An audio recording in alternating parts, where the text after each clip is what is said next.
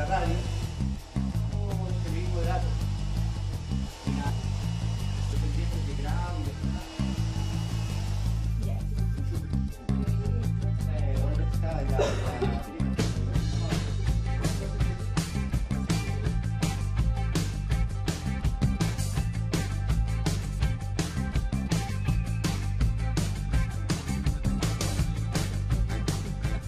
Ya estamos al aire.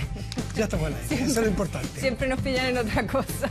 ¿Cómo están ustedes? Muy buenas noches, bienvenidos a Mejor Hablar de Ciertas Cosas aquí en el canal 24 Horas de Televisión Nacional. Consuelo Saavedra, muy buenas noches. Echando de menos la lluvia, estábamos hablando que no llovió todo lo que debía y ya llevamos tantísimos días con, por lo menos acá en Santiago, también en varias ciudades del país, pero tantos días con situaciones de emergencia, contaminación y...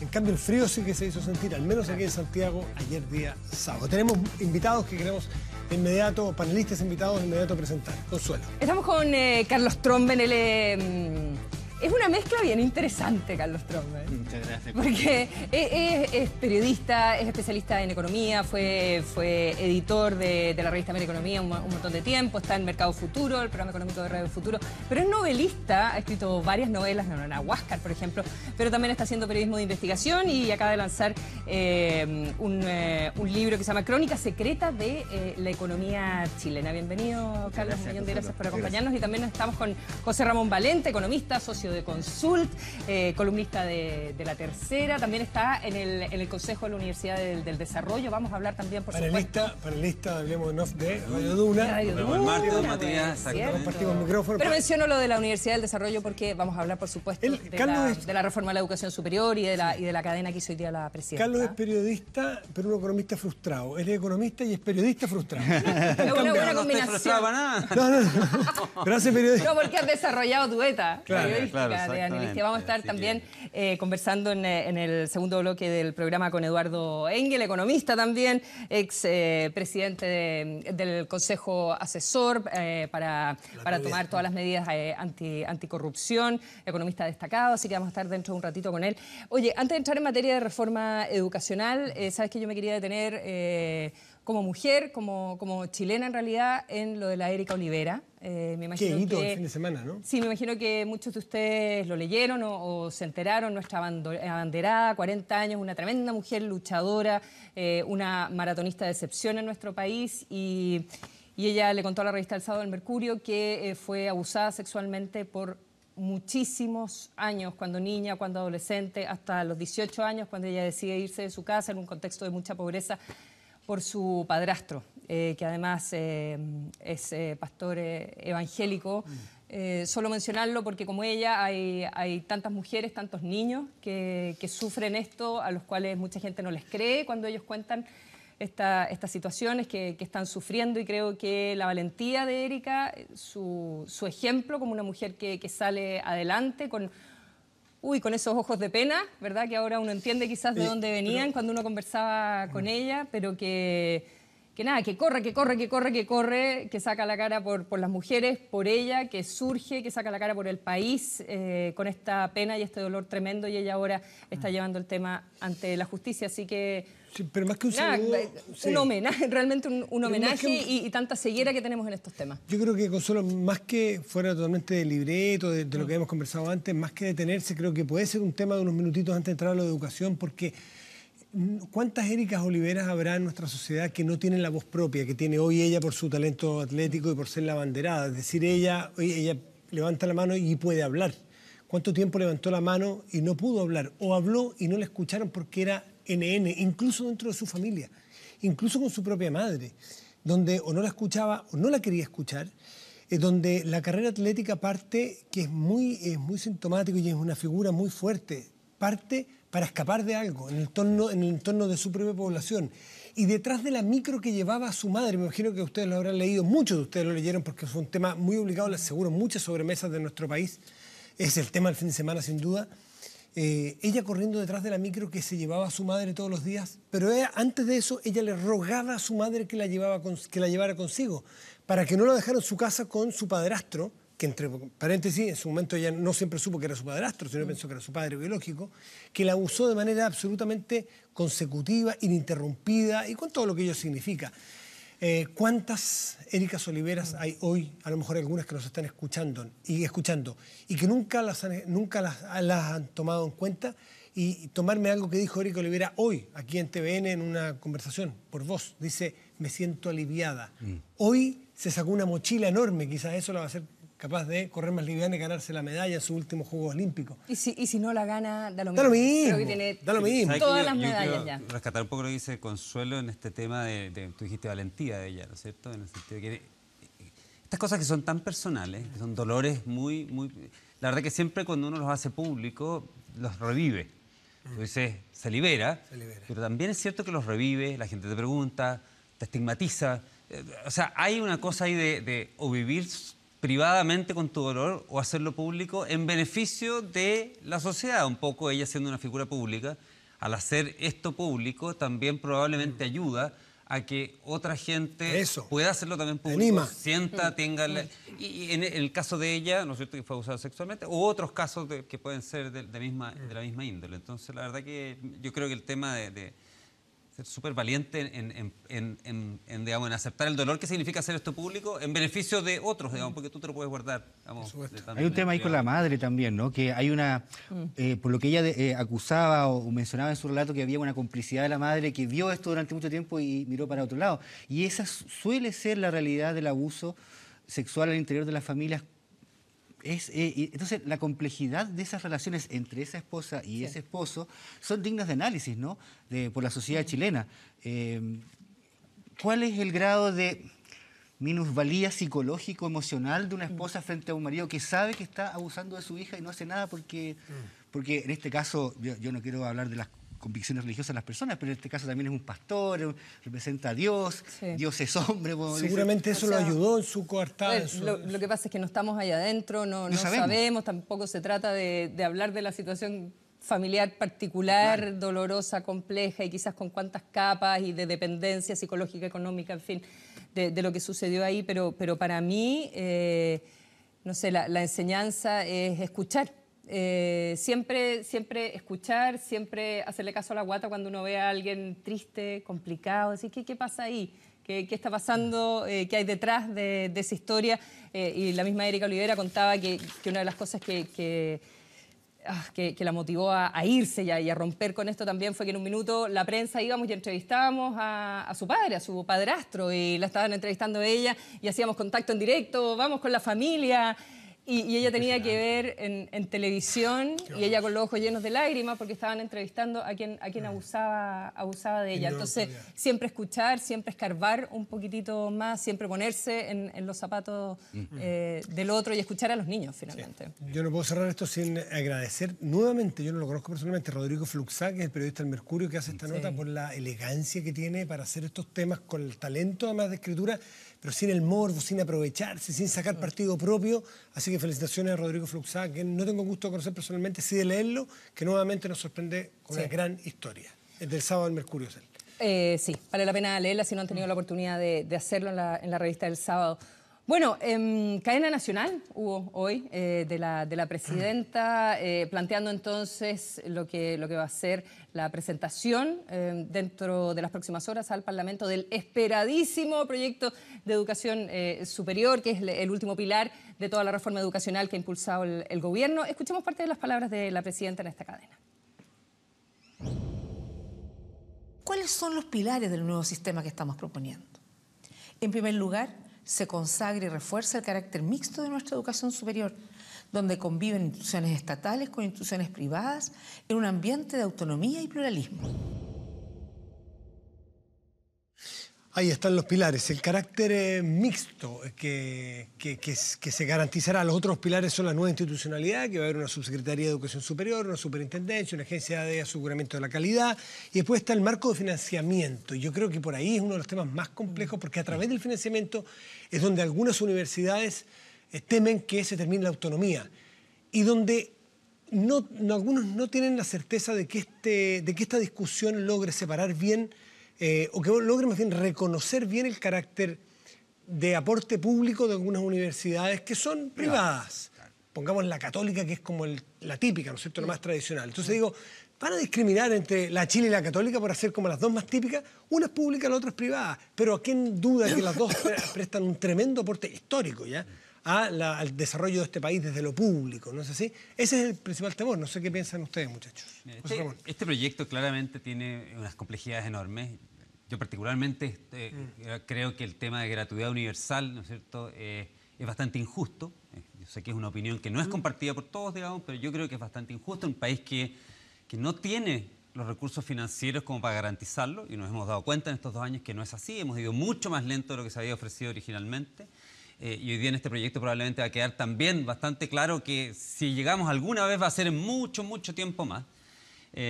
Y la verdad que, por otro lado, hay urgencias bastante grandes desde el punto de vista de la educación escolar, preescolar. Entonces, desde el punto de vista, ahora hablo como economista, ¿no es cierto?, de política pública, desde el punto de vista de decir, mira, tengo recursos finitos, ¿y dónde aplico esos recursos? ¿Dónde son más urgentes? Parecería que no es la urgencia, ¿no es cierto?, dedicar esos recursos que son escasos en las personas en Chile, los jóvenes en Chile, que van a pasar a ser, después de esa educación pública, parte de la 25%, ¿no es cierto?, más acomodado de este país, versus la gente menos acomodada, que claramente son los niños de escasos recursos. Entonces, ahí ya tiene un problema grave. Perdón, la presidenta dejó clarísimo que sigue siendo el horizonte de la gratuidad universal. No se desdice ni matiza. Y como te digo, yo creo que eso... Sí, pero sabemos que va a estar condicionado del sexto, es decir, para arriba, Sí, condicionado sí, pero a pongo el horizonte. crecimiento económico y... O sea, aparte de la injusticia, que es lo que tú mencionas, el tema ¿no es cierto?, de los aranceles, Matías. Lo conversaba con la Consuelo antes, digamos, pero también creo que es un tema crucial, en el sentido de que si hay algo que todos queremos en las universidades, que sigan siendo independientes y que se respete, ¿no es cierto?, la idea de la universidad misma es justamente que haya pensamiento independiente en ellas, digamos, y que no haya un tutor respecto de esa libertad de pensamiento al interior de las universidades. Y claramente, al tú fijar aranceles, tienes una herramienta desde el gobierno para ir condicionando qué se estudia y qué no se estudia y dónde se estudia. ¿Por qué? Yo entiendo que puede ser desde el punto de vista de la gestión, pero ¿por qué la línea directa en condicionar el tipo de investigación o tú lo asocias como al pensamiento de la universidad? Por ejemplo, tú eres una universidad que llevas, ¿no es cierto?, 25 años y que te has ganado un cierto prestigio te voy a dar una carrera, te has ganado un cierto prestigio en kinesiología, para no poner, digamos, kinesiología. Y viene alguien de arriba y dice, ¿sabes qué? El arancel para kinesiología lo vamos a bajar, ¿no es cierto?, y va a estar súper bajito. Y esa es una forma en la cual tú a esa universidad, que se ha ganado el prestigio en kinesiología, la puedes sacar del mapa. Otra universidad se lo puede haber ganado en ingeniería comercial. Y con ingeniería comercial, que es una carrera, ¿no es cierto? Sí. Es una carrera que no requiere una gran cantidad de recursos y con la cual muchas universidades financian la investigación. En kinesiología. Entonces, por ejemplo, o en odontología o en medicina. Entonces tú puedes, por la vía de fijar aranceles, puedes efectivamente ir diciendo, ¿sabes? Esta universidad sí, esta no. Y estas carreras sí y estas no. Yo tengo le quiero dar la palabra a Carlos. Yo tengo muchísimos reparos con la fijación de aranceles, habiendo escuchado a varios de los rectores, porque dicen que básicamente no les va a dar cómo financiar la operación de la universidad completa, pero en todo caso no es tan arbitraria la fijación de aranceles, es en base a un promedio. Las minutas están estableciendo también que va a haber una comisión que va a determinar cuál es lo justo, digamos, para poder cobrar en las carreras. Carlos, te quería sumar a... Sí, yo quería sumarme al debate en términos de que más allá del detalle, que todavía no conocemos, que todo esto está en relativa vaguedad, todas las reformas que se han emprendido en el país en el último tiempo se empantanan o entran en una especie de juego suma cero, porque en Chile no estamos discutiendo con altura de miras. Creo que estamos todos agarrándonos de nuestro pedacito y defendiéndolo, porque claro, como hay vaguedad en los planteamientos del Ejecutivo, yo reconocería que hay una falta de liderazgo acá para decirlo claramente, de manera didáctica y conducir el proceso con los actores, ¿no es cierto?, de manera más ordenada. Entonces todo esto se empantana, veamos, por un lado, están todos desconfiando de todos, y eso es un tema cultural del país, ¿no? Los estudiantes, los rectores de universidades privadas, los rectores de universidades públicas, de Cruch, no Cruch, etc. Entonces, no pasamos al siguiente estadio de la discusión porque nos quedamos, por ejemplo, a lo mejor nos van a pegar por este lado, pues nosotros no sabemos. Por eso es que tú tienes que diseñar una buena política pública de tal manera que no sea sujeta a esa manipulación. Porque lo que sí hemos aprendido de la historia, Consuelo, es que cuando uno empieza a fijar precios, digamos, uno sabe cómo empieza y no sabe cómo termina. Y estas cosas uno está estableciendo las bases de algo que se supone que tiene que ser duradero en el tiempo. Entonces, está la gente hoy día que puede ser bien intencionada, está la gente, ¿no es cierto?, que ni siquiera se le ocurrió esta cosa media, ¿no es cierto?, maquiavélica que yo estoy pensando, pero ¿qué va a pasar en 10 años más, 15 años más? Tú no sabes. Entonces, por eso es que tienes que hacer una buena política pública. Pero ¿de qué manera podría uno, pero ¿de qué manera podría hacer uno la gratuidad? Ya, uno puede estar de acuerdo o no, pero va ahí gratuidad, ya, la gratuidad va. ¿Cómo podría uno hacer gratuidad sin establecer un parámetro de cuánto cuesta cada carrera? Porque si no, ¿cuánta plata te da el gobierno para tú ir? Además, no es un voucher, qué sé yo, todos sabemos eso. Para decir, voy a estudiar en tal universidad y que me cubre la brecha, entonces si el arancel es más caro. No es tan sencilla tampoco la solución. ¿Podría establecerse un piso común de gratuidad que cubra el que el Estado estime que es lo justo, que dijiste tú? Que es bien difícil. Y la diferencia la podría cubrir cada persona si es que estima que yo voy a poner la universidad B, está por sobre esa gratuidad, es riesgo de esa propia universidad la que cobre un poco más caro, y serán los alumnos que, si quieren elegir esa, porque estiman que es la mejor, podrán hacer un pago extra, lo pienso. Claro, pero eso se te choca con la voluntad de equidad y que no haya copago y qué sé yo. Y que no haya copago y que no va a ser la condicionante económica la que te va a determinar si puedes estudiar o no. Si es que va a haber un ¿Perdón? ¿Cómo? Hay regulación de precios en servicios públicos, no es lo mismo, entiendo, pero sí hay regulaciones que llevan mucho tiempo en el sector eléctrico. Sí, no hay monopolios naturales, claro. No son monopolios naturales. No lo es. No, aquí lo que tienes es diversidad. Aquí justamente es todo lo contrario. Ahí en un monopolio, no sé, tú tienes empresas que prestan un servicio, que tú le defines el servicio, mira, tiene que ser de estas características, homogéneo, etcétera. Aquí lo que quieres es justo diversidad y libertad. Y por lo tanto, el fijar precios va, digamos, esencialmente en contra de esa libertad y diversidad, digamos. Y en ese sentido no sé cómo lo puedes encajar, digamos. Entonces, tu universidad está en la libertad de no meterse, entonces va a tener libertad para no entrar a eso y tener su oferta. No es mi universidad, pero es Bueno, tú trabajas ahí. Claro, porque esa es una universidad privada, pero el grupo de la G9, por ejemplo, porque hay tres mundos aquí, lo dice la propia presidenta. Está el mundo de las estatales, estamos clarísimos, está un mundo que es el interregno, que es ahí donde está, en la zona gris donde está el problema, y están las privadas que no se han querido meter ni siquiera a la gratuidad y eso van a seguir operando como tal, y este proyecto los reconoce. Ese grupo que está entre medio, las G9 y otras, las G9 son las que están en el CRUCH, que tienen una característica de llevar algunas de ellas más de 100 años haciendo un aporte público, no se les reconoce su carácter, ese mismo carácter, y ellas entonces y ellas sí han actuado con mucha autonomía, las Portales, por ejemplo, las Alberto Hurtado. Están gratuidad. Sí, está en gratuidad, pero pasándolo mal. Pasándolo muy mal. Según las palabras de su propio rector, lo dijo hace un par de semanas en una entrevista, que no serían capaces de seguir en este régimen para el próximo año si es que sigue como está. El Alberto Hurtado entiendo que es otra cosa igual. La Católica otra cosa igual, diciendo, a ver, momentito, la autonomía nosotros llevamos más de 100 años. Tenemos mayoría de edad como Universidad Católica para demostrar que hemos sido capaces de manejarnos nosotros mismos, ¿no es cierto? No nos tienen que venir a controlar para que no seamos unos irresponsables. Es la Universidad Católica.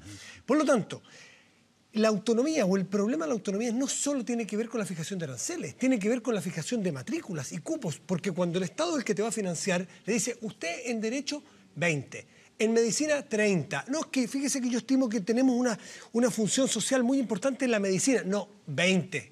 Chuta. Y después de eso vendría entonces la triestamentalidad. Espérate, 20, Matías, 20, porque 20 además porque si no, no te alcanza la plata para la gratuidad. No, pero hay un tema adicional. Tú mencionas medicina y tienes que ir a negociar al ministerio la Escuela de Medicina de la Universidad Católica si puede comprar o no más cupos.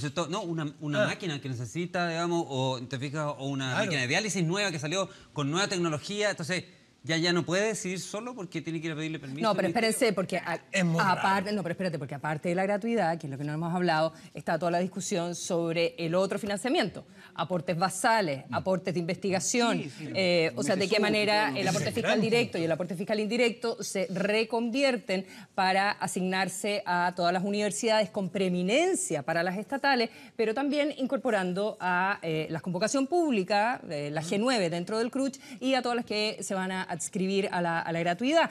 Y ahí vienen las estatales y dicen, perdón, pero yo tengo un mejor derecho. Y lo que planteó la presidenta es que va a haber un estatuto especial para las estatales, pero entonces las otras dicen, ¿y por qué las estatales A eso Y me todos dicen, ¿y refiero por qué ella sí y yo no? ¿Qué le parece desde el punto de vista político que, si bien nos ha dado a conocer el proyecto de ley con todos sus detalles, pero Hay una minuta que ya más o menos esboza... hay minutas circulando desde marzo, esboza ¿verdad? el carácter. Y hartas entrevistas Perdón, y y esa gente minuta que lo ha se conocido. condice, yo lo estuve leyendo esta tarde, casi completamente con lo que señaló la Presidenta de la República hoy día. No quiere decir que el proyecto vaya a ser exactamente como la minuta, pero tiene una coincidencia casi total. Pero ¿cómo puede ser que ninguno de los actores, ninguno, Esté de esté acuerdo. contento? Porque yo creo que yo estoy con Carlos en lo que dijo antes. Yo creo que hemos errado un poquitito en la discusión. Más concretamente, un poco lo que decías tú, yo creo que aquí todos teníamos una idea y yo creo que estábamos de acuerdo en el titular.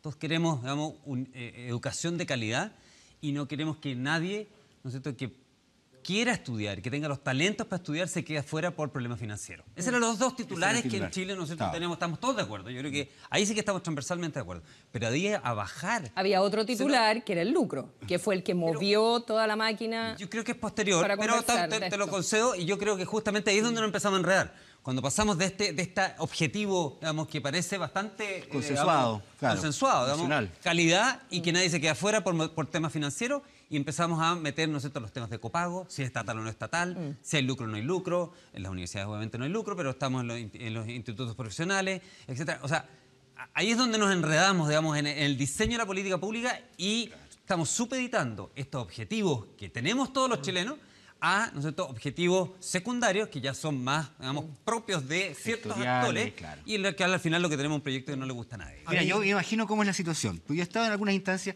la presidenta o el ministro se reúnen con los rectores. Todos simpáticos, se saludan, toman cafecito, conversan, sí, llegan a un consenso y después los rectores salen y van donde sus stakeholders, sus decanos, sus dirigentes estudiantiles, y ahí quedan como, ¿cuán obsecuente fuiste con el Ejecutivo? ¿Ah? ¿Qué cediste? No. Entonces, y los dirigentes también, cuando se juntan, todas son risitas, ¿no? Cuando entran a la moneda... Cuando van a la asamblea es distinto. ¿Ah? Y cuando llegan a la asamblea, no, metido. Entonces los tipos tienen que ponerse, también los dirigentes tienen que entrar en una lógica también combativa nuevamente. Y todos los actores de este sistema se entran en ese juego de suma cero en donde el debate no avanza. ¿No? Ahora, una cosa, en esta sociedad donde hace un tiempo venimos dándonos cuenta que se ha configurado un mapa, una geografía de grupos de presión, en todo ámbito, los grupos de presión están gobernando Chile de alguna manera. Y si el año pasado nos dimos cuenta que el CRUCH era un grupo de presión, que el grupo de presión remaba y echaba agua a su molino, no al de la calidad de la educación necesariamente, porque fuera del CRUCH sí hay universidades que hacen mucho mejor educación de algunas que están dentro del CRUCH. O sea, el CRUCH no es sinónimo de calidad, sino que es un grupo de presión para sus intereses, creado bajo dictadura, el CRUCH, entre otras cosas. Nos hemos dado cuenta que dentro del CRUCH hay un subgrupo de presión, que tienen capacidad de presionar más fuerte que otros. Es decir, la Chile, la de Valparaíso, tienen un músculo más grande para presionar al gobierno que la Católica, la Santa María, todas dentro del CRUCH. Entonces, la verdad es que cuando una educación la maneja, o una economía, o un desarrollo de un país, lo manejan los grupos de presión, la gente que está fuera de la capacidad de presionar se está quedando fuera también de los beneficios de ese desarrollo. Es muy peligroso, a mi juicio, el síntoma de lo que ocurre en este debate y en esta conversación.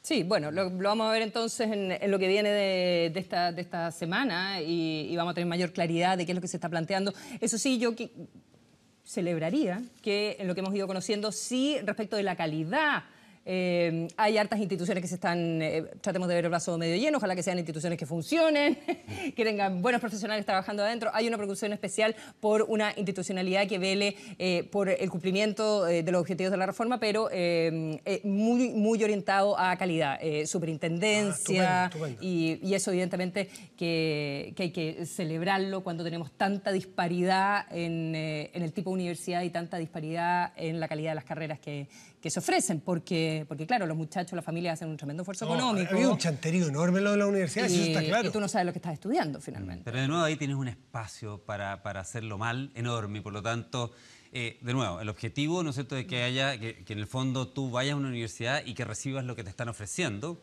que es lo que queremos. De nuevo, nadie podría estar, ¿no es cierto?, en desacuerdo con eso, ¿no es cierto? Ese es como el titular. Pero de ahí a cómo implementas tú que eso ocurra, porque también tienes que dejar márgenes de diversidad. O sea, tú efectivamente tú puedes entrar a una universidad, a lo mejor no todos van a entrar a la Universidad Católica y no todas las universidades van a tener la calidad de la Universidad Católica. Ahora, tienes que apuntar a que todos se vayan ahí cuando tienes alumnos de 400 puntos y otros de 800 puntos. A lo mejor no, a lo mejor debes dejar eso, porque la verdad que el de 400 también quiere tener el derecho a una educación superior que lo habilite para trabajar en un mundo complejo como es el de ahora y esta educación terciaria. O sea, y por lo tanto, el tema de calidad, de nuevo, fantástico el titular, y tú lo celebras, yo lo celebro. Hay que ponerle mucho ojo, digamos, a cómo vamos implementando esas cosas. Vamos a hacer una pausa, Consuelo. Sí. Porque tenemos un invitado de lujo, ya lo presentaste, Eduardo Engel, el economista, que ha estado a cargo de esta comisión que lleva su apellido, además de probidad en el financiamiento de la política, que es un tema muy atingente esta semana. Eduardo Engel, a la vuelta aquí, es mejor hablar de ciertas cosas.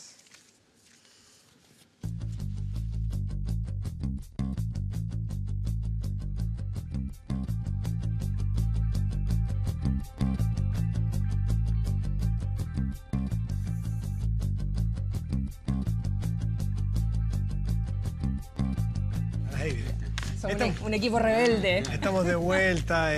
Sí, está Eduardo Engel con nosotros. Eduardo, ya lo presentamos, no hay que perder mucho tiempo en este personaje que te he conocido. Eduardo, gracias por estar aquí. Gracias por la invitación. Eduardo, esta semana, a ti que te ha tocado presidir esta comisión de la probidad y que ha sido tan atingente, decía yo, para lo que ocurre en la política y el financiamiento de la política, que ha habido muchas irregularidades, hubo otra jornada de formalización en este caso. Hoy día había una crónica, ayer o hoy en algún diario, que decía la caída de la estrella de Goldberg, un tipo Hoy que día en la hoy tercera. Candidato presidencial, ministro, o al revés, ministro, candidato presidencial, después se bajó, que prometía tener una carrera muy, muy potente en la política. Él mismo se había planteado ese camino y de repente cae en esta desgracia de muchos políticos también. Está Jorge Insunza en el PPD. A ver, ¿cómo lo tomas tú? ¿Cómo sientes, cómo le tomas el pulso? ¿Cómo va esto? Hay algunos que dicen que más bien, el propio Goldberg, que más bien tiene que ver con juicios políticos. ¿A ti te parece que se está desviando hacia lo político y se está perdiendo el foco de buscar probidad donde debe haberla? A ver, lo que yo me he especializado en el último año es qué hacemos en el futuro y no qué hacemos con el pasado. Y lo que está en el caso Goldberg esta semana es qué hacemos con situaciones que sucedieron en el pasado, que muchas veces pueden haber sido ilegales, pueden no haber sido ilegales, pueden haber prescrito, pueden no haber prescrito. Teníamos una legislación muy débil sobre el financiamiento electoral, con una prescripción muy rápida. La comisión que yo presidí es sobre cómo aprendemos las lecciones y a futuro creamos las instituciones, fortalecemos el Estado de modo que esto no vuelva a pasar. Y por lo tanto, estos dos desafíos conversan y hay que resolver los dos desafíos y claramente necesitamos no repetir los errores a futuro y en eso se está avanzando y bastante bien. Y lidiar con lo que pasa desde el pasado, en el cual hay todo un tema de judicialización. En el caso Goldman hoy día responde la misma tercera, responde los fiscales, que es muy distinto estar metido, no sé, en 30 empresas y 500 millones de pesos que en 2 empresas y 5 millones de pesos. Son criterios jurídicos en que yo no soy la persona más indicada tampoco para determinar a qué se investiga y qué no. El futuro de fortalecer las instituciones para la probidad y la fiscalía es más o menos central en esto. Por eso que te preguntaba si a ti te parece que el olor que ha ido tomando tiene más que ver con un juicio en la búsqueda de una verdad o un juicio más bien con una preeminencia política. ¿Qué te parece a ti? Mi intuición es que la Fiscalía está haciendo el trabajo. Mi intuición es cuando uno mira América Latina, los países en que estamos avanzando son países con un sistema judicial realmente independiente, Chile y Brasil. Lo que está pasando en Chile y también en Brasil son situaciones en las cuales hace 20 años no teníamos un sistema procesal que funcionaba así. En Brasil hace 20 años hubo escándalos muy similares en que no pasó nada. Y a diferencia de eso tenemos Venezuela o Argentina en que no está esa independencia, o México, que es el peor de los casos, en el cual hay una impunidad total, se sabe todo, y total transparencia, pero al final no le pasa nada a la gente envuelta en casos. O sea, estamos, dos cositas. O sea, estamos aprendiendo, por una parte, a cómo funcionan de verdad los sistemas orales, con fiscales, Ministerio Público. Esta es la verdadera prueba de qué se trataba finalmente la reforma procesal penal, ¿verdad? Y hay un aprendizaje y hay veces que uno quisiera un poco más de prolijidad, pero en general la visión general es que yo creo que es muy positiva. Oye, y lo que quería sumar antes de darle la palabra a José Ramón es... Claro, tú dices, hay que mirar al futuro, vamos a conversar también de cómo ha ido avanzando esa agenda con un montón de cumplimientos, pero tú dices, ya, al futuro, pero estamos arrastrados igual por el pasado, porque uno abre el diario, uno abre las noticias, uno está escuchando en la radio formalización tras formalización y los fiscales haciendo su pega y abriendo más empresas y estas como babushkas, ¿verdad? Que se abre una y encuentras otra y encuentras otra y encuentras otra y hasta dónde va a durar. Y, bueno, todo ese contexto que hace que la gente siga considerando, y con bastante razón, que esto es un desastre, que todo el mundo es corrupto, que... Entonces, ¿dónde queda esta posibilidad de mirar al futuro a través, por ejemplo, de todo el trabajo que hizo la Comisión y todas las reformas que se han ido implementando, cuando estamos todavía en la arena movediza hasta aquí? ¿Cómo miras al futuro si el contexto no te lo permite? A ver, lo que está claro es que no vamos a tener un acuerdo Insulza-Longueira de hace 12 a 13 años. Si no estamos en una situación de ese tipo, tenemos una ciudadanía mucho más exigente y eso no va a ser posible. Y por lo tanto, ¿qué se hace con eso? Puede haber un mea culpa en que quienes tuvieron este financiamiento irregular o ilegal lo hacen público, hay un perdón o vuelven a reconcursar por la ciudadanía y después partimos de cero de nuevo. No lo sé, pero claramente hay un problema serio respecto de este goteo por esta gente que está esperando este perdonazo grande. No va a suceder. Van a haber casos que se van a conocer y que no se van a investigar porque son más pequeños, porque prescribió, porque no hay nada que hacer al respecto. A otros casos que sí se van a investigar, que cuando se configura el cohecho, esa es una figura que existía en la ley anterior y que es seria y eso se va a investigar hasta el final, digamos. Pero efectivamente es un gran desafío el que hacemos con ese pasado y yo creo que... eventualmente va a estar también en qué medida el electorado va a castigar a esos diputados y senadores el año que viene en las elecciones. ¿Va a ser un factor quienes estuvieron en financiamiento irregular y ilegal de la política o no les va a importar? También es un tema que vamos a ver como sociedad. Claro, eso va a permitir también saber que si hay un punto, si no hay un punto, si hay una inflexión o no. Escuchemos un segundito a... sí, a Jorge Insunza, no sé en qué orden, Jorge Insunza y Lawrence Goldburn, que bueno, estuvieron enfrentando de diferente manera a la Fiscalía esta semana. Yo cometí un error y grave y asumí esa responsabilidad y renuncié a mi cargo. Y lo que espero yo poder probar y transformar esta investigación es en la oportunidad para demostrar mi total inocencia y de que aquí no hubo ilegalidad alguna. Aquí existe un juicio político donde se está acusando de manera distinta a distintos actores. Yo no me voy a escudar en lo que otros hicieron o en la situación que otros estén viviendo. Yo asumo mi responsabilidad y estoy dispuesto a someterme a los tribunales para llegar a determinar que desde el punto de vista tributario yo no he cometido delito alguno.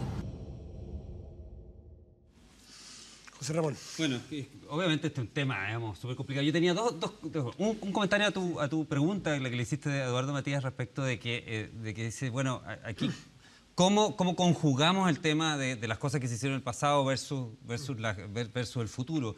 Yo creo que ahí lo que sí... ya no como actor, pero sí como observador, mucha gente se pregunta, ¿hay igualdad ante la ley? Yo creo que ese es un poquitito el tema, digamos. Yo creo que ahí un poquito la pregunta. Ustedes aquí presentan uno y uno, ¿no es cierto? Pero parecería que en los casos que se están viendo la justicia... Siendo que esto es un tema bastante generalizado, eso es lo que uno intuye, ¿no es cierto? De acá no habría algún sesgo, y yo creo que ese es el reclamo probablemente de uno y Goldberg, uno, que fue lo que sucedió esta semana. Sí, por eso te digo. Pero la discusión de si Insulza lo subieron por política o no. Ahora, la pregunta que le quería hacer a Eduardo es que tú, Eduardo, dice, ¿estamos legislando respecto de este tema para que no vuelva a pasar? Y yo encuentro fantástico, ¿no es cierto? El tema es que cuando uno dice, bueno, si tengo que legislar para que no vuelva a pasar, ¿cómo juzgo lo que pasó antes, digamos, si no tenía la legislación? No sé qué opinión tienes respecto a eso. Bueno, el tema es que en algunos casos no tenías la legislación y en otros casos está en un área gris en que estamos determinando si está o no está la legislación porque hay criterios de los fiscales que investigan y que no. Por eso yo decía antes, donde hay cohecho teníamos la legislación. Y si se establece cohecho es grave y por eso para mí está una teoría bien distinta en donde está, por ejemplo, lo de Orpiz o eventualmente lo de Longueira o eventualmente lo de Insunza. Insunza le van a investigar por cohecho. Es una posibilidad, ¿no es cierto?, el tener estos conflictos de interés y se comprueba. No sé si se va a hacer o no, de que efectivamente él estaba legislando para favorecer a quienes lo financiaban en ese momento, también pueden configurar cohecho. Y otra cosa son platas ilegales en la política, en algo que está en un terreno mucho más gris, en que empieza a interactuar con la parte tributaria, la parte de financiamiento de la política prescribe muy rápido, ahí no van a haber delitos que se puedan juzgar, entonces hay que hacer esa diferencia. Y eso es súper interesante. Carlos, tú querías... Eduardo, tenemos una nueva ley de lobby hace algún tiempo y está el tema del cohecho y la influencia de las empresas en la legislación que es atingente a su sector económico, el caso de Corpesca y en fin. ¿Cómo evalúas tú esa ley de lobby? ¿Cómo quedó? Porque otra de las leyes que se discutieron durante eones, ¿no es cierto? Prácticamente toda la democracia chilena se la pasó en una y otra vuelta, cómo iba a ser la lista de lobistas, quién iba a informar las reuniones que se sostienen, etcétera, etcétera, etcétera. ¿Cómo evalúas tú la ley y si a futuro podría ayudar a prevenir estas situaciones? Esa ley fue lo mejor que se pudo obtener en el momento en que se aprueba, que es el final del gobierno Piñera.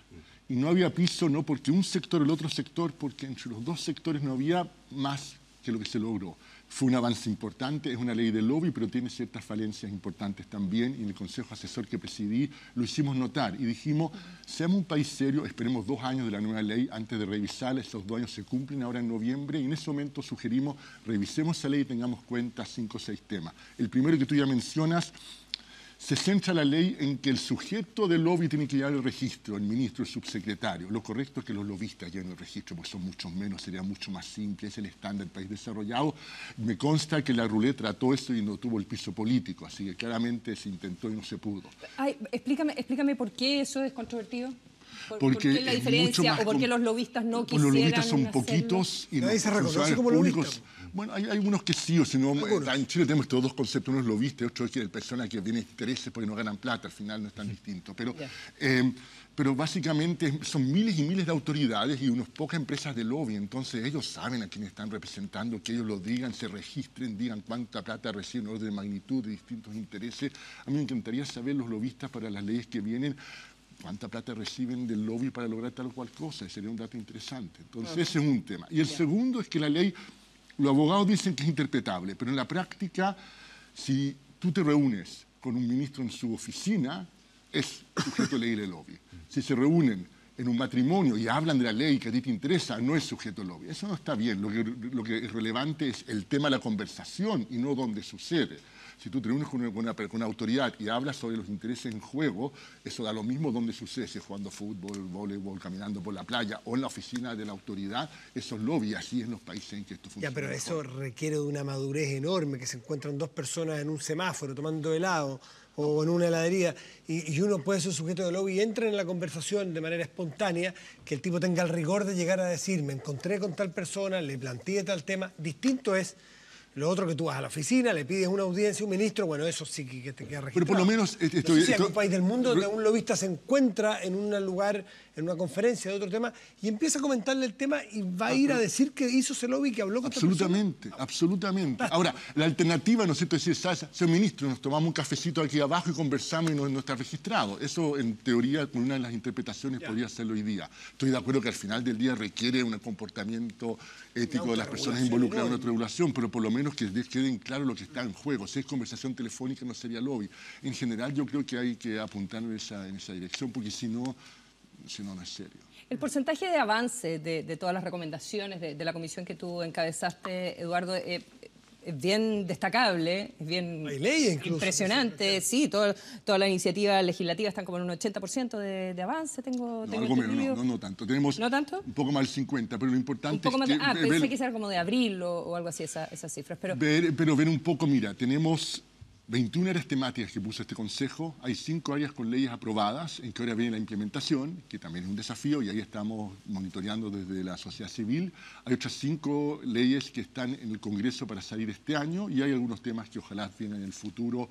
Uno tiene que ver con las noticias hoy día que vimos acá en Televisión Nacional, y que es básicamente el tema de gasto en defensa, por ejemplo, en que quizás se abre una ventana de oportunidad para avanzar en ese tema que no está en la agenda en este momento.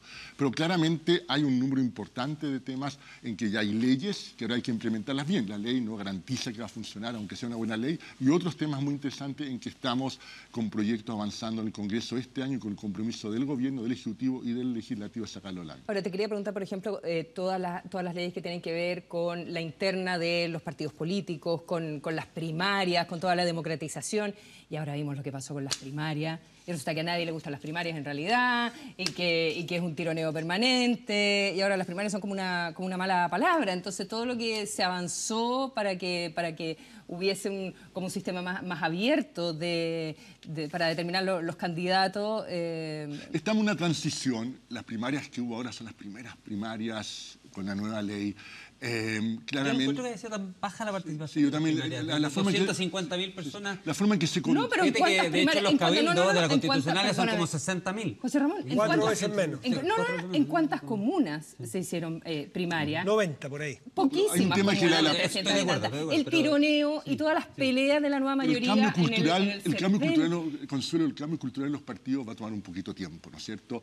Hay una nueva ley ahora, pero claramente los padrones electorales son los antiguos, tienen 12 meses para refichar y tener padrones limpios y confiables. Están empezando a llegar platas públicas que van a gastar bien, porque va a haber un monitoreo y va a haber una rendición de cuentas como corresponde. Entonces, estamos en un proceso, estamos en un CERVEL que está empezando a hacer esta nueva pega y claramente hay un aprendizaje y han tenido problemas, pero ahora tenemos un concurso para tener una nueva directora del CERVEL con un sueldo muy distinto al actual para traer a realmente un buen gestor público, un cargo clave para el Estado de Chile. Entonces, esto hay que irlo viendo con calma y darle por lo menos 12 meses. La gente ya va a ver diferencias en la elección municipal que viene ahora en octubre. Vamos a conocer los financistas principales de cada candidato. La ciudad no va a estar tapizada y gigantografías y carteles van a estar prohibidos. Y lo que es muy importante, si ustedes o yo nos enteramos de algo ilegal en financiamiento de la política, antes no podíamos hacer nada, porque por la ley aprobada el 2003-2004, quienes podían denunciar ilícitos eran solamente los presidentes de los partidos, nadie más.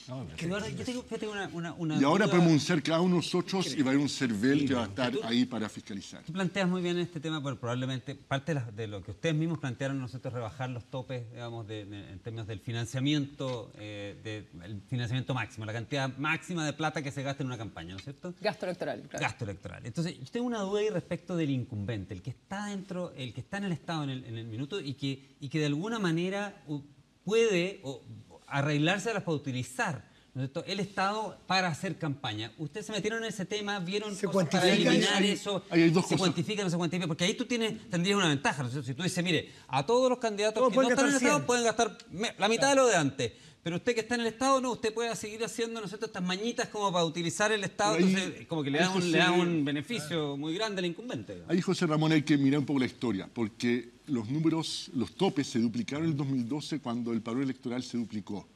Y ahora bajó donde estaba antes nomás. Entonces, si tú tomas las platas comparado a quienes realmente votan, no ha cambiado mayormente. Acá no se redujo la mitad comparado a eso. Lo que pasa es que el monto en Chile es proporcional a los que están inscritos y con el cambio de la ley del 2012 pasamos a que todos están inscritos automáticamente y por lo tanto se duplicó. Así que ese número no es tan...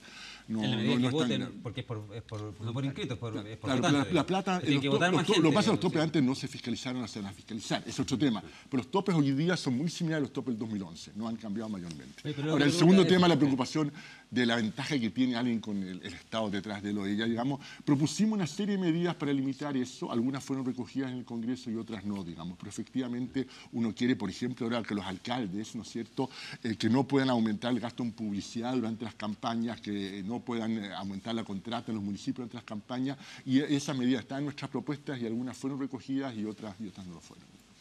Tú sabes que en Estados Unidos los alcaldes, por ejemplo, cuando están cerca de la elección o de la reelección, aumentan la dotación policial. Para que se dar vea. la sensación de disminuir, ¿no es cierto?, el crimen y salir reelecto. Digamos, ese tipo de cosas son justamente las que uno quiere tratar de evitar. Pues sí, no es que en Estados Unidos, nosotros vemos en Chile que empieza a haber alcaldes Vamos a con aprovechar planes también bastante que tenemos ingeniosos. aquí a Eduardo En esta Engel, época, hoy día en una MHCC, para hablar de las pensiones. Hay mucho ruido en el ambiente. Extender, por ejemplo, la edad de la jubilación. Evidentemente, las pensiones son bajas en nuestro país. ¿Qué piensa Eduardo Engel sobre estos temas? Lo vamos a poner ahora arriba de la mesa. Que estamos viendo una transición cultural. Para la cantidad de años que pasamos como pensionados, que son muchísimos, estamos cotizando poco, estamos ahorrando poco durante nuestra vida. Tenemos que encontrar formas de ahorrar más y de mantener ese ahorro de tal manera que esté disponible para financiar nuestras pensiones al minuto del retiro. Este tema se pone y vuelve y va y vuelve la AFP porque sabemos de casos permanentemente de gente que tiene jubilaciones que no le alcanzan y que no se condicen con lo que estaban ganando o lo que esperaban y vuelven a conocerse los fantasmas de que el sistema anterior era mejor.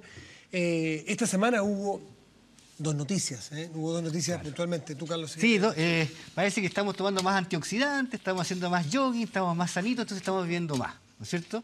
Y dado el fondo, dado que el mercado financiero mundial está volátil, la renta variable, los papeles de deuda de los países ya están o no rinden nada o son negativos, o sea, todo mal, ¿no es cierto? Y por lo tanto, ahora la gente que se jubila, 2% menos y bienvenido al mundo real. ¿Qué hacemos, Eduardo, con este sistema?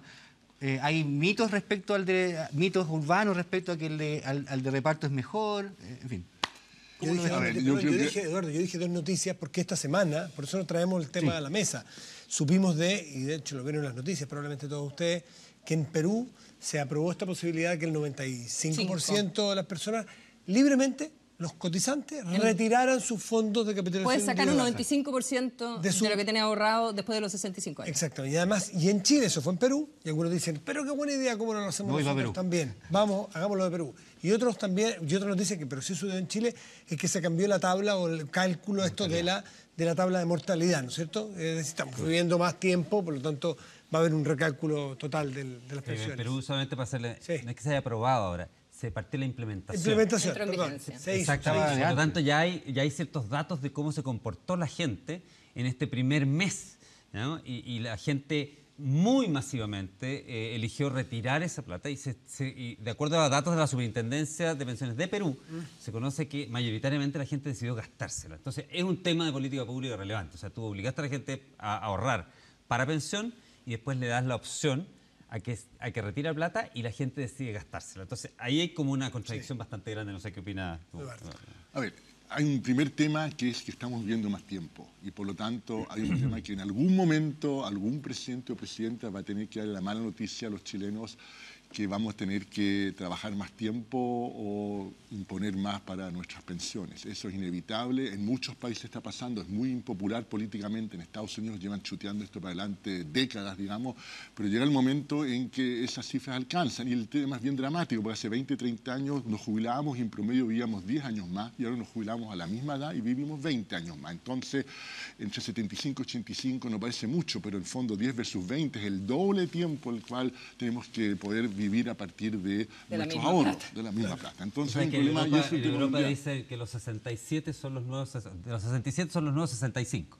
Porque como 65 años la edad de jubilación, haciendo una ¿no es cierto?, de que los 60 son los nuevos 50, pero los 67 son los nuevos porque la mayor parte de los países de la OCDE están avanzando hasta 67 años, en un primer paso, digamos, desde los 65, ya lo han hecho, de hecho. Hay dos temas políticamente complicados. Uno, cualquiera trabajar más hay que hacerlo a una tensión muy lenta, que la gente que está cerca de jubilarse no le toque, pues la gente más joven que no va a reclamar tanto. Y un segundo tema, profesor La Consuelo acá, que las mujeres también la simetría con los hombres, que es aún más impopular, pero la mitad del electorado va a encontrar por qué nosotras. Pero ese es un tema en el cual los números nomás no alcanzan, sino y eventualmente más tarde que temprano, más temprano que tarde va a haber que hacer algo. Entonces ese es un tema que está pendiente. El segundo tema, la discusión entre sistema de reparto y sistema como el que tenemos actualmente en Chile, que combina una parte de ahorro individual con una parte redistributiva, que es el pilar solidario. Si partiéramos de cero, sería una discusión interesante. Ya tenemos un sistema en este momento, yo no cambiaría ese sistema en la medida en que vaya creciendo el país, seguiría fortaleciendo el pilar solidario, pero eso a un ritmo lento porque es carísimo. Todo lo que es pensiones es muy, muy caro. Entonces, políticamente es muy, muy atractivo, vota mucho más la gente mayor y por lo tanto rinde mucho políticamente, pero es muy, muy, muy caro. Los problemas grandes que tienen varios de nuestros países en la región es por el tema pensiones que no se ha podido manejar bien. Es parte del problema más serio en Brasil, en que la jubilación promedio está en los 50 y tantos años. Suena maravilloso, pero las arcas fiscales no dan, simplemente no dan. Y por lo tanto, este es un tema en que la distancia entre lo que es políticamente atractivo y lo que es la cruda realidad es grande, digamos. Ahora, hemos avanzado. En el primer gobierno Bachelet se introdujo mucho más competencia en lo que es las pensiones. Hay licitaciones de carteras que han bajado las comisiones aproximadamente la mitad. Fue un avance muy, muy importante. Ya habrá algunos temas pendientes, quizás podría avanzarse en parte por este lobby que logró licuar un poco algunas cosas, pero igual fue un avance muy, muy valioso y podría hacerse más, digamos. Pero lo que es de primer orden es el tema básicamente que estamos viviendo más tiempo y que Chile es uno de los países que tiene esperanza de vida bien alta. Tenemos esperanza de vida comparable a los ¿Tú crees que estamos casados con las AFP y no va a haber divorcio posible? Yo creo que efectivamente es un matrimonio en el cual podemos cambiar algunas de las condiciones. Un matrimonio abierto. Pero de ahí no lo digo con pena, pero lo digo que cuando se conversan estas cosas, tú ya te metes a Twitter, que es un mundo ya, o escuchan los talk shows, o escuchan los programas de radio, y claro, todos aspiramos a que la plata cunda y que sea todo maravilloso y que tengamos una jubilación extraordinaria. Entonces la gente y todo el mundo sueña y dice, sí, saquemos a la peruana nuestras plata y armemos un negocio y con eso compremos una propiedad y con eso... Estamos la plata Arcano, por ejemplo, que les también ofrecen tanta rentabilidad. Bueno, todo el mundo sueña con que su plata le rinda más y todo el mundo siente que el sistema de las AFP es el responsable de que la plata no rinda porque, no sé... Pero la mala noticia... Por el lucro, no tengo idea. Para la mala noticia para las comisiones son bajísimas. Ahora sí, pero fueron altas en su momento, pero ahora no es una excusa. Esa discusión más masiva, más de sobremesa, no de gente informada como economistas, en fin, y que uno los lee, te dicen, claro, son pésimos el sistema, no funciona bien, vamos a un sistema solidario, no como este que es tan egoísta. Pero la verdad que hay un montón de mitos, o sea, hay que partir la discusión por despejar los mitos y hablar de lo real. Entonces, cuando dicen, por ejemplo, el sistema antiguo era solidario, no como este, no es solidario. El sistema antiguo tenían pensión, corrígeme, solamente quienes imponían. Los empleados. Los empleados, solamente quienes imponían, el sistema antiguo, en esa maravilla, solamente ellos tenían derecho a una jubilación. Por lo tanto, no era muy solidario para quienes no tenían. Uno. Dos, se había impuesto durante 20 años. Exactamente. Si tenías lagunas, tenías problemas para jubilación. Pero eso no lo dice. Entonces, la discusión a veces te raya en lo poco honesto. Cuando dicen, por ejemplo, o dejan o omiten datos como, por ejemplo, que hoy día lo que nos retiran de nuestro salario es en torno al 13 y tanto %. En el sistema antiguo era en torno al 20%. Entonces, ¿usted quiere el sistema antiguo? ¿Quiere que le saquen de su líquido o de su bruto el 20%? No, que los pague otro. Ah, ya. Entonces, yo no quiero decir con esto que es fantástico el sistema de AFP, porque creo también que hay un montón, probablemente las comisiones son más caras. De hecho, ellos hicieron lobby para que no bajaran más las comisiones. Probablemente hay un montón de prácticas que la AFP hay que apretarle el cogote para que suelten un poquitito más de grasa, pero para que sean a lo mejor más eficaces, para que haya más competencia, a un montón de cosas. Pero ¿por qué todas las discusiones son blanco y negro? ¿Por qué tiene que ser AFP o no AFP? ¿Por qué no puede ver lo que dice Eduardo? El sistema de hoy, que hay AFP y hay sistema de reparto, hacer más eficiente, fiscalizar más la AFP, pero parece ser lo más eficiente. Hay un gran desconocimiento respecto de cuál es la labor. La verdad que en lo que dice Eduardo, en lo que dices tú, ¿no es cierto? Incluso en el clamor popular que tú dices que está en Twitter, el principal de esos desconocimientos es que la verdad que la principal falla de una pensión mala es la cantidad de ahorro que tú pusiste y que no lo dejaste que engordara. No el hecho de que quien te lo tenía que engordar lo haya engordado mal. De hecho, hoy día, si tú analizas hay como 150.000 millones de dólares hoy día entre todas las AFP, que son de todos los trabajadores chilenos, que sin el sistema no existirían y seguramente serían solamente una promesa, digamos, hacia adelante, digamos, como la que tienen los europeos. Hoy día los europeos tienen promesas sin el financiamiento por el doble del PGB, ¿no es cierto?, de los países europeos. Más de 80 trillones de dólares de promesas que no saben cómo cumplir. Bueno, hoy día al menos tenemos 150.000 millones de dólares que son de los trabajadores chilenos y los tenemos gracias a que nosotros están esos ahorros. De eso, el 70% es la rentabilidad y solo el 30% es la parte que es lo que ha aportado la gente. O sea, la engorda no ha sido mala. Si tú miras la rentabilidad que ha tenido el sistema, no ha sido mala. Hacia el futuro, tú, Carlos, lo mencionabas, hacia el futuro se ve difícil la cosa. En el pasado al menos no ha sido mala la engorda. Te ha faltado, digamos... A mí siempre me fascina este ejemplo, digamos, de que cuando tú, digamos, una vaca te da proteína y te da grasa, y lo único que hace es comer pasto. Es una máquina maravillosa, porque come pasto y te da proteína. O sea, en ese sentido, digamos, lo que le ha faltado es pasto, es el ahorro de la gente, digamos, ahorrando por distintas circunstancias. Estuvo desempleado, porque no sabía, porque era independiente, por lo que sea. Pero ese es el ingrediente que falta, y no el quien era encargado de engordar ese ahorro lo haya engordado mal. Sí, quería preguntar, Eduardo, cómo engordar en ese sentido la vaquita, porque siempre estamos en una disyuntiva entre subsidio o seguros, seguro de desempleo. Por ejemplo, las lagunas previsionales son vinculadas a los ciclos del mercado laboral. ¿Podríamos asegurar esas lagunas y que se autopagaran, ¿no es cierto?, las cotizaciones previsionales durante el periodo de cesantía? ¿Cómo hacemos? ¿Qué piensas tú, por ejemplo, de los noruegos, que tienen un fondo soberano vinculado a sus recursos naturales? Ellos son 4 millones, tienen 800.000 millones, nosotros somos 16, tenemos 150.000 millones. Pero ellos lo tienen vinculado a sus recursos naturales. A ver, nosotros también tenemos fondos vinculados a nuestro ahorro y básicamente fue el boom del cobre el que está detrás de los montos ahorrados ahí, también nos ha servido en época de vacas flacas. Yo creo que hay cosas que se pueden mejorar. Escucho a José Ramón y no soy tan autocomplaciente como él. Por ejemplo, ¿qué podemos apurar a la AFP? Por ejemplo, lo que a mí me hubiese gustado de la reforma y que no se pudo hacer porque hubo un lobby fuerte de la AFP, tengo entendido, es separar lo que es la administración de las plata y lo que es las inversiones. La administración puede ser una empresa centralizada que se licita y punto, y en ese momento se abre a que hayan 30, 40, 50 empresas que inviertan debidamente reguladas para que no se arranquen con la plata. Pero lo que a mí me molesta en Chile es que tenemos al final 5... A ver. Yo lo he planteado también. Estamos de acuerdo. Es una buena señal entonces.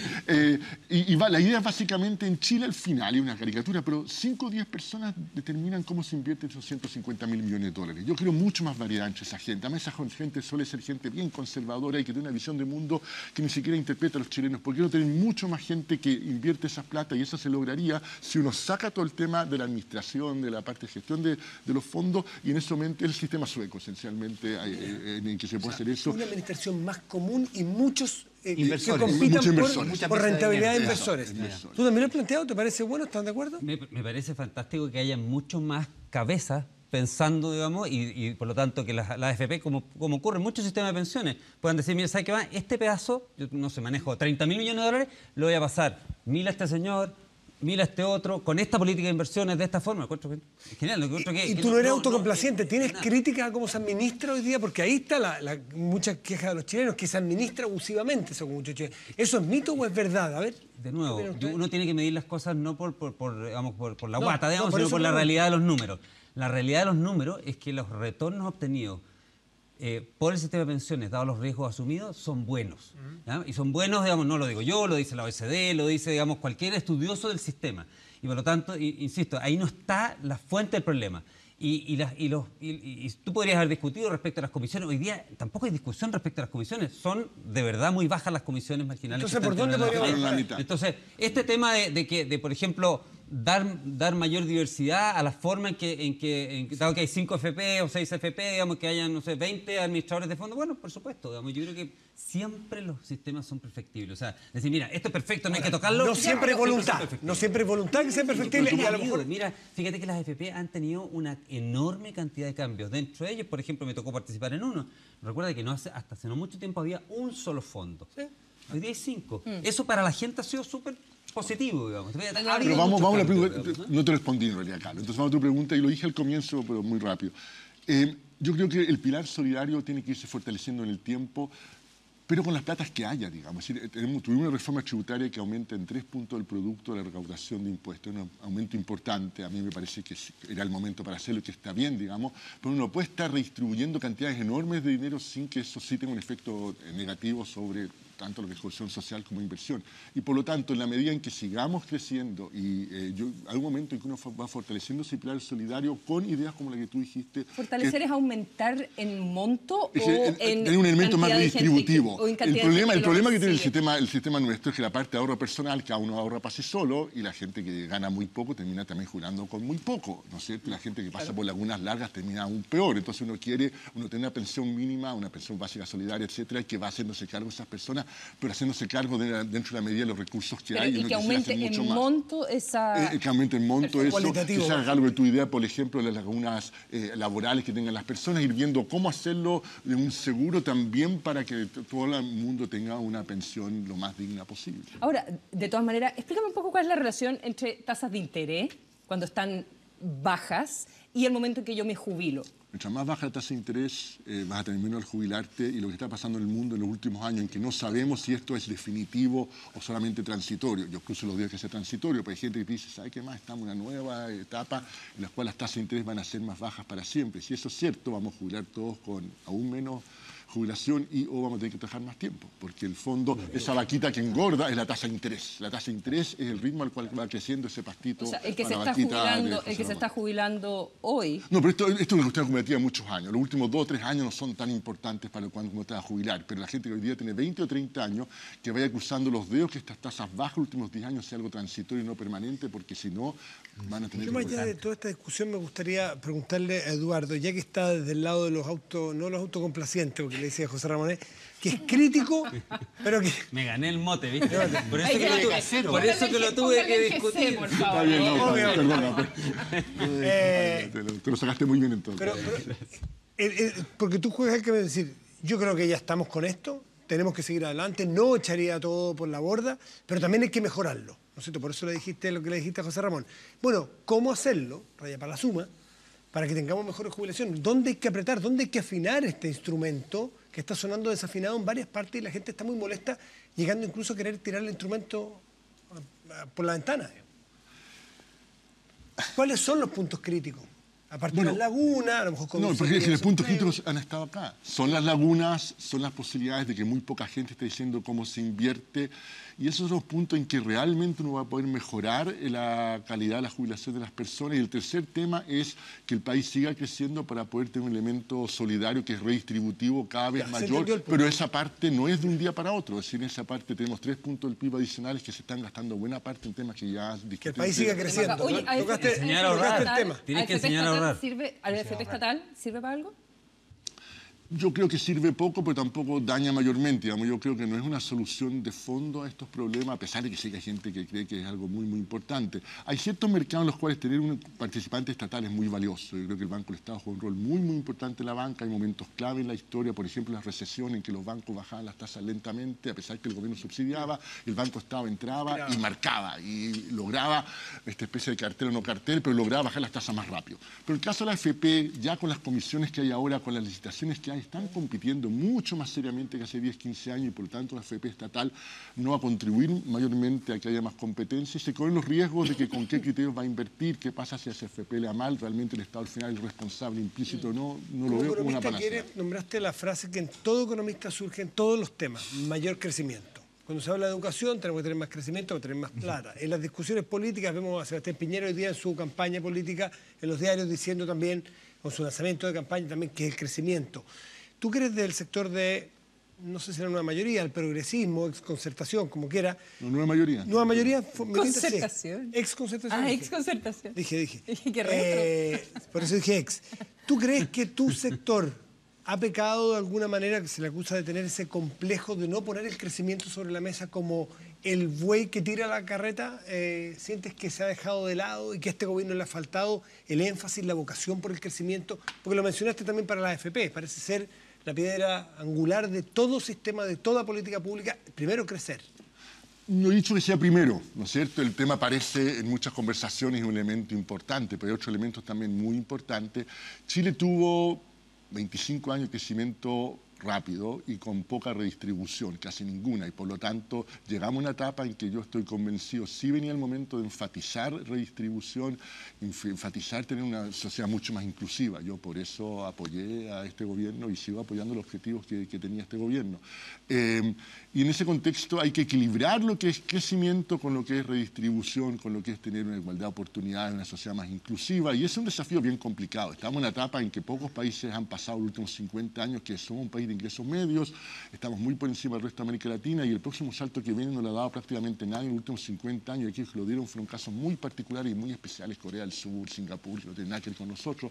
No es muy claro cómo hacerlo, pero necesitamos hacernos cargo del tema distributivo, si no, nos llegamos a país desarrollado que es mucho más que crecimiento, es toda una forma de relacionarse que es distinta. Eduardo, volviendo al tema de la AFP y relacionado con esto del crecimiento y de la igualdad, o sea, de la igualdad de oportunidades, de la redistribución. Resulta que por el lado de las inversiones, las AFP son más o menos concentradas en donde ponen las platas, ¿no? Entonces, por ahí se habla de que los 10 bancos sigan 1 de cada 3 pesos, los grandes grupos económicos 1 de cada 5 prácticamente, se dan vuelta en torno a los grupos económicos, o sea, se han formado...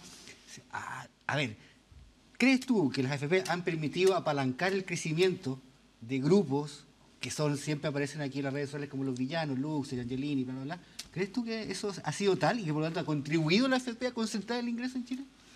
Bueno, por ponerlo en forma positiva, mi propuesta, y con la cual estamos de acuerdo con José Ramón, de tener mucha más gente invirtiendo, sería cargo de eso, ¿no es cierto? Sería cargo de que no sean las mismas 5 personas o 10 personas que deciden las inversiones, sino que podemos tener centenares y miles de personas, como sucede en Suecia, por ejemplo, decidiendo a dónde van las platas de los chilenos y siendo monitoreados por todos. Hoy en día es tan fácil hacerlo simplemente con la web y viendo cómo van esas inversiones, quién lo hace mejor, peor. También a veces me interesa que inviertan en cierto tipo de cosas, otro tipo de cosas, porque valoro cierto tipo de negocio mucho más que otros, no quiero que inviertan en ciertos países. Todo eso podría emerger en una situación en que tenemos mucho más diversidad. Pero ojo que acuérdate que justamente porque el mercado, la FP, o sea, la plata de los trabajadores, no la FP, la plata de los trabajadores creció muy rápido, creció más rápido que el mercado de capitales chileno y por lo tanto hoy día la mitad de esos 150.000 millones de dólares que yo decía antes, más o menos la mitad, está invertido fuera de Chile. Justamente se dio la oportunidad para no seguir concentrando y abrir y qué sé yo. Eso ha permitido descomprimir mucho, ¿no es cierto? Más bien, digamos, antes de que eso ocurriera, las AFP no tenían otra sino que invertir en Chile. Hoy día tienen la posibilidad de invertir fuera y por lo tanto desconcentrar. Oye, eso. tengo dos preguntas. Una se me quedó pendiente de AFP y me acordé. Presumo que la idea peruana no te parece buena. No. Ok, de retirar el 95% de la jubilación de una sola vez. Ya. Eso es pan para hoy, hambre para mañana, para los mismos peruanos. Y a propósito de redistribución y cómo a ti te parece que tenemos que encontrar la manera de particular y que no esté escrito en ninguna guía, lamentablemente, de hacer el salto al desarrollo y de crecer y el tema del país de ingreso medio. ¿Te parece que las políticas redistributivas y las políticas con grandes transformaciones que ha estado impulsando el gobierno han tenido como costo ralentizar, digamos, el crecimiento económico? Yo creo que no han sido los objetivos de esas políticas, en algunos casos la falta de prolijidad en el detalle y la implementación de esas políticas. Yo creo que estamos con un crecimiento más bajo. Parte importante de eso es externa, el fin de un ciclo del cobre, un mundo que está con más problemas, claro, y una parte que también es la incertidumbre interna a propósito de esta reforma. Esa parte interna pudo ser menor con reformas más prolijas, mejor diseñadas y más cuidadosas, y no se hizo. ¿Pero habría ocurrido de todas formas? Pero habría sido bastante menor. Claramente, yo creo que lo que le importa a la gente, sobre todo porque algunas de estas reformas en el mediano plazo sí te llevan a mayor crecimiento, una buena reforma tributaria que hubiese tenido un buen diseño al comienzo y que no hubiese necesitado de una mini reforma para ir corrigiendo los errores iniciales, ¿no es cierto? Bueno, eso, ¿por qué no haberlo hecho bien desde el comienzo o mejor desde el comienzo? Ese es un primer tema. Y segundo, una reforma tributaria bien llevada, que claramente esas platas se invierten bien, llevan después a más crecimiento en una sociedad que es mucho más viable socialmente y que al final tiene un montón de ventajas. Entonces, en este momento tenemos efectivamente que parte del relativamente bajo crecimiento que tenemos es producto de la incertidumbre de algunas de estas reformas. Creo que eso es cierto y está más o menos documentado. El Banco Central también ha sido muy claro al respecto. José Ramón, ¿tú estás de acuerdo con el principio que dice Eduardo, 25 años de crecimiento, llegó un momento de buscar por otra vía, de matizar un poco con redistribución? Yo te he escuchado, te he leído que eres bien crítico tú al rumbo que ha tomado nuestra economía. ¿Tú crees que la nueva mayoría ha tenido ahí un sesgo a menospreciar el crecimiento como piedra angular? Yo tengo coincidencia casi 100% con lo que dijo Eduardo recién. Yo creo que efectivamente a nivel de titulares, lo vuelvo a repetir, a nivel de titulares, y tú diste uno de los titulares, por ejemplo, tú dijiste crecimiento inclusivo. ¿Quién podría estar en desacuerdo, digamos, cuando hablábamos antes, ¿no es cierto?, de crecimiento inclusivo? Nadie podría estar en desacuerdo de que queremos crecimiento inclusivo. Queremos que todos los chilenos participen, ¿no es cierto? Ahora, ¿cómo implementas eso? Hay formas buenas de implementarlo, malas de implementar. Hay buenas políticas públicas y malas políticas públicas. Yo creo que la implementación de políticas públicas que pretendan, ¿no es cierto?, tener una sociedad inclusiva y un país que siga progresando, digamos, ha sido mala, digamos, y en eso estoy totalmente de acuerdo con Eduardo, digamos, y creo que podemos encontrar formas, por cierto que podemos encontrar formas, ¿no es cierto?, de hacer participar a todos los chilenos del progreso y seguir progresando, y no tener que simplemente olvidarnos del progreso para tratar de eventualmente, ¿no es cierto?, encajar ahí la participación. Yo creo que no son incompatibles las dos cosas. Pero tampoco nos engañemos que hay temas en los que no van a estar los bloques políticos opuestos de acuerdo. Entonces, hay buenas políticas públicas, malas políticas públicas. No No, hay veces en que alguien quiere impulsar una cierta política, debiera impulsarla bien y no desprolijamente, y aunque la impulsase bien, el otro bando no va a estar de acuerdo en que esa sea la política correcta. Y no solamente eso, sino también, por ejemplo, tenemos uno de los proyectos con que parte este gobierno es una mejora importante de la protección de los consumidores, un proyecto de ley que está en el programa Bachelet, pero en que Mateo había recogido algo no tan distinto tampoco, bien parecido. Llevamos 2 años y el proyecto no sale del Congreso y no está saliendo porque hay un lobby muy exitoso de los empresarios para que esto no salga, porque no quieren realmente una protección de los consumidores de país desarrollado. Entonces aquí también hay un tema en el cual hay desprolijidad del gobierno, pero también hay sectores empresariales que siguen soñando con volver atrás el tiempo, con volver 20, 25 años, se dan cuenta que todo este ambiente de abuso de muchos ciudadanos tiene una base real, que el caso de la Polar es un caso concreto en que la gente se sintió abusada, así como hay muchos otros de colusión, y que hay que hacerse cargo de esto con reforma, y el tema de protección de los consumidores que partió con todos los bríos, ha seguido quedando, no avanza, ya llevamos más de 2 años con eso y ese proyecto debiera salir este año y estuve informando justo esta semana, por eso recuerdo claramente se ha topado con un lobby fuerte de sectores que al final están siendo cortoplacistas desde su propio interés. El sector empresarial le conviene una protección de consumidores, una legislación de consumidores de país desarrollado para recuperar. ¿Qué tipo de cosas que el lobby va apuntado a qué?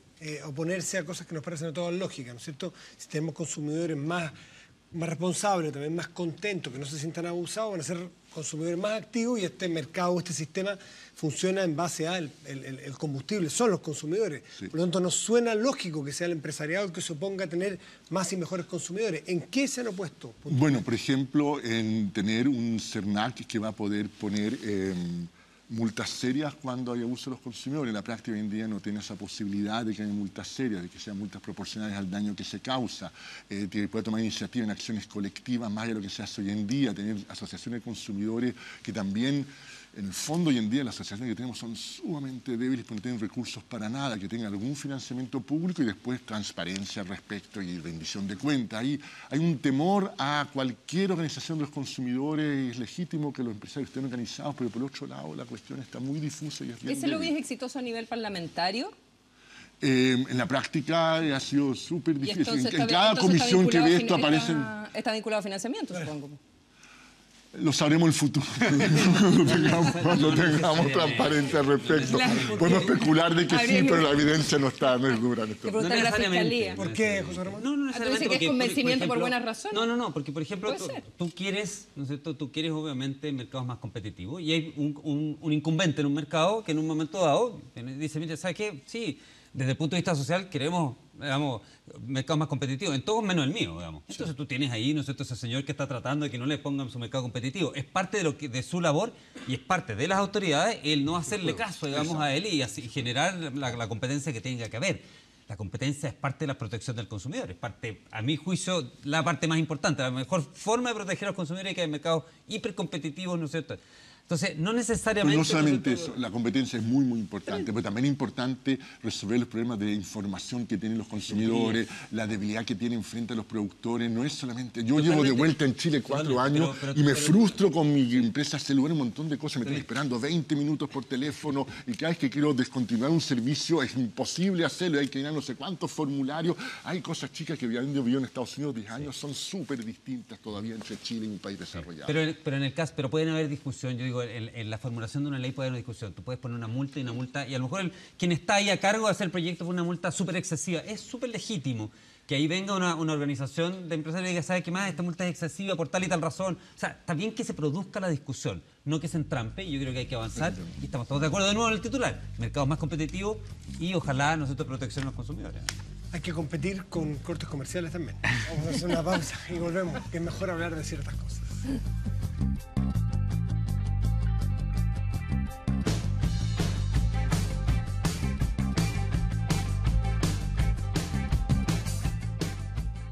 ¿Estás bien?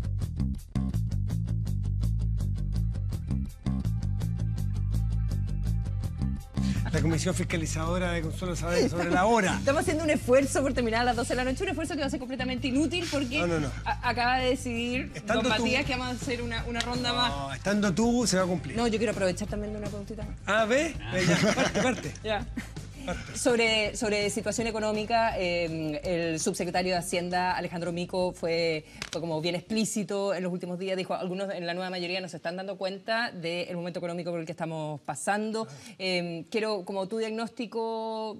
Ya, yo sé que los economistas dicen, sí, es imposible saberlo, en fin, no, es un arte, no es una ciencia. Vienen 2 años tan difíciles. Pero va a ser tan difícil. ¿Por dónde crees tú que va a venir la recuperación? ¿Cómo estás mirando ese tema?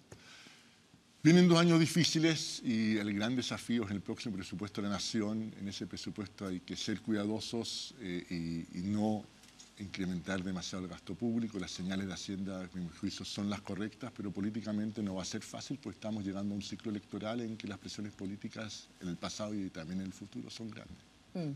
Pero bueno, pero está la regla, supongo que se deberá respetar. La regla es muy importante, pero la regla tiene ciertos parámetros que fija el gobierno, ¿no es cierto? Que es con qué déficit se termina, dónde se termina. La regla es muy, muy importante. Y habrá gente de nuestros auditores que entiende que la regla es la neolite. ¿Qué es la neolite verde con que uno iba al colegio? ¿Por qué suponemos que la regla en superaria estructural... La Consuelo tiene información. Porque si hay alguien que nos ha resistido hasta las 12 de la noche es porque le interesa mucho. Sí, pero no podemos suponer que todos suponemos que la regla del superaria estructural es la regla. La regla es conocida y funciona bien, se puede perfeccionar, pero cada gobierno pone con qué nivel de déficit quiere terminar y eso lo decide cada gobierno, y en eso puede irlo cambiando, digamos. Y no está escrito en piedra, claramente un compromiso del ministro de Hacienda hoy día de ir avanzando. Ahora, de hecho, se corrió, este gobierno partió diciendo desde el 2018 vamos a llegar con un cierto compromiso, y cuando entró el ministro Valdés, Hacienda dijo, no vamos a poder cumplir con el compromiso del 2018, pero sí yo voy a hacer todos los esfuerzos para cumplir el 2020. Y en eso estamos. Y Eduardo tiene razón, la discusión del presupuesto que viene ahora, de hecho, se parece bastante a la del 2009, donde hubo cruces ahí bastante duros al interior, ¿no es cierto?, entre el ministro de Hacienda y personeros de la elección, de la concertación. La situación económica no es el 2009, no lo es, a pesar de que tu sector quiera esa idea, no lo es para nada, digamos. Si claramente el 2009 tiene una recesión mundial tremenda. No, pero sí que asume alguna, José Ramón. Yo fui bien franco cuando me preguntaron a dónde finalmente sí me identifico, pero es una situación difícil, pero el 2009 era una recesión, acá estamos creciendo entre el 1 y el 2%. Sí, pero fíjate que, Eduardo, hay un punto. El 2009 lo que pasó fue que cayó muy fuerte el producto, tuvimos una recesión, efectivamente cayó cerca de un 1%, pero recuperamos muy rápido, porque China expandió, porque tuvimos un nuevo gobierno, nuevas expectativas, etcétera, recuperamos muy rápido. Entonces tuvimos un año de una caída muy fuerte y una recuperación en 2010. Hoy día llevamos 3 años hacia abajo. Y justamente lo que estaba diciendo Consuelo antes, ¿no es cierto?, las perspectivas para los próximos 2 son malas también. Entonces es menos duro que lo que pasó el 2009, pero es mucho más persistente. Y en ese sentido podemos llegar a un punto en que al final sea igual de álgido para la gente, igual de difícil para la gente, porque ha sido persistente. Carlos, la economía internacional a la cual estamos vinculados, ¿no es cierto? China no pasa nada, Europa, Brexit, todo mal. Estados Unidos, que tú conoces bien, ¿es tan real la reactivación? Por ahí un amigo me dijo, oye, es igual que el PEM y el POJ, deshace una calle, la tapan de nuevo, y no hay crecimiento real en Estados Unidos. ¿Qué crees tú? Bueno, en Estados Unidos sí, uno puede ser optimista respecto a lo que está pasando en Estados Unidos. En general, volviendo a lo que dice Ramón, yo no tengo un problema de productividad, pero un problema de hace 15, 20 años que nuestra productividad está creciendo muy bajo, y en ese sentido este gobierno ha creado una institucionalidad bien valiosa, que es esta Comisión de Productividad liderada por Joe Ramos, que es algo que espero permanezca en el tiempo, es algo de mediano tiempo, es una comisión para quedarse siguiendo un poco los esquemas de algunos países de Australia, Nueva Zelanda, etc. Y es un tema que hay que pensar en serio, por qué nuestra productividad está creciendo bajo, no por 2 años, no por 3 años, por ya desde el fin de los 90, si uno mira los números. Yo soy súper productivo. Antes de irnos, para cumplir con la regla, sí, la regla de la Consuelo, que es terminar a cierta hora, tú querías... Con cierto margen, ya lo podemos ver. Apúrate lo que quieras decir si no quieres una reprimenda de la Sí, quiero hacer notar lo siguiente. Patricio Bóquer, cuando era presidente del Senado hace un año, tuvimos la primera cuenta pública del presidente del Senado, algo nuevo en nuestra historia republicana. Fue una buena cuenta pública y una de sus grandes promesas fue que las comisiones del Senado tendrían transmisión por streaming de sus sesiones. Hay un proyecto de ley en el Senado para ese tema que se va a votar eso en la Comisión de Probidad y Transparencia esta semana. Es muy importante que esto se apruebe. Requerimos que la sociedad civil pueda seguir las sesiones del Senado para irse informando cómo sus representantes están votando, para poder participar en el proceso legislativo, premiando cuando avanzan bien y poniendo el grito en el cielo cuando no están avanzando bien. Y eso requiere que uno vaya conociendo lo que pasa en las comisiones, si no uno se entera después ¿Y hay de que... parlamentarios que quieren evitar la transmisión en streaming de su trabajo? Bueno, gracias a que la Comisión de Probidad y Transparencia es la excepción en el Senado, donde sí hay streaming, en la última sesión efectivamente hubo 2 parlamentarios que no están entusiasmados para nada con esta idea. Espero que cambien de opinión. ¿Quiénes serían? No me he informado yo. Creo que en este caso más vale contar el Milagro de los Santos, digamos, pero hay que estar atento esta semana para ver esa comisión, hacerle seguimiento, porque realmente es muy, muy importante que tengamos transparencia en cómo funcionan las comisiones. Y considerando que los diputados ya lo tienen. Y tienen todas las comisiones son con streaming en la Cámara de Diputados. Nos vamos y Editorial Forja nos trae libros para repartir y para regalar también a nuestros telespectadores. Sí, pues, a ver, La Última Revolución de Ángel Saldomando, Editorial Forja, como dices tú. Tenemos Más allá del miedo de Bernardita Villalón. Futuro Imperfecto, Cuentos, Alicia Fenier. Y este de María Eugenia Lorenzini, que ha estado aquí. Ha estado en 2 paneles con nosotros. ¿No es? No, ¿No es mismo? no es. No, esta es la profesora magíster en gestión de la Universidad de Chile, se llama... María Eugenia Lorenzini. Escucha Corazón. Ya. Hay uno de la U ahí, Matías. Sí, no quiere, se está resistiendo. No, que me llama mucho la atención. Aquí hay una... Dice Volver a tocar el cielo, el campeonato de la U del 94, en voz de sus protagonistas. Yo no sé si está la voz de Carlos Robles, el árbitro, si está también como protagonista.